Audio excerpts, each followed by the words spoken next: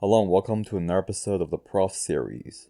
This episode, alongside the next 4 episodes, will be covering work by Mr. John Zandstra. John Zandstra is a researcher at Richtown campus who tests out different techniques and new cultivars of fruit and vegetable. All the remaining videos in this series will cover John Zandstra's work. For this episode, we'll be talking about high tunnel strawberry production and the diseases that come with it. Let's get started. Prior to the introduction of the usual strawberries, the strawberry season was approximately 5 to 6 weeks. With the advent of the usual strawberries being introduced to Ontario, this got expanded to 4 to 5 months. As a consequence, there's been breeding programs whose research money has been diverted into the development of the usual cultivars, alongside further work in evaluating current existing cultivars, including those for high tunnel production, which further extends the strawberry season.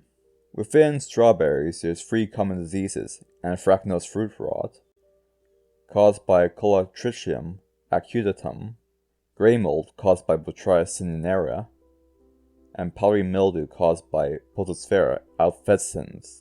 Anthracnose and Botrytis rot the fruit, removing yield. Anthracnose can also cause leaf damage, as well as crown damage. And powdery mildew infects both plant parts.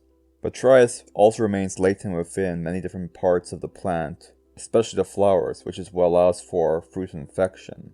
The spread of both anthracnose and Botrytis is based on how long moisture remains in the air, and how wet the leaves and the flowers are. Powdery mildew, on the other hand, does not need free moisture to infect strawberries, and high humidity and temperature is sufficient to do the job. In order to figure out the pathogen management requirements of the usual strawberries were grown under 2 conditions: high tunnel and normal field conditions, and 3 fungicides were tested to see how well they work on strawberries. This includes Maestro, Pristine, and Nova. And here are the results of this study. The 2 cultivars were tested included Seascape and Albion. In the areas with no spraying, anthracnose levels were lower within the high tunnel area versus the field-grown areas, and Seascape was more resistant to anthracnose in general in comparison to Albion. Moisture was allowed to hang around a lot longer in the field condition versus the high tunnel condition, in which rain was less of a factor in terms of source of moisture, reducing the amount of viable spores for anthracnose. A similar phenomenon was found within Botrytis. In the high tunnel conditions, instances of Botrytis was reduced to the point where there is no need to spray for fungicides to control it. Although there's a higher temperature within the high tunnel systems, the humidity was much lower. This effectively reduced the amount of viable spores able to infect the plant materials. Powdery mildew is variable across all systems when it came to infection rate within both the field and high tunnel systems. As a consequence, powdery mildew needs more study.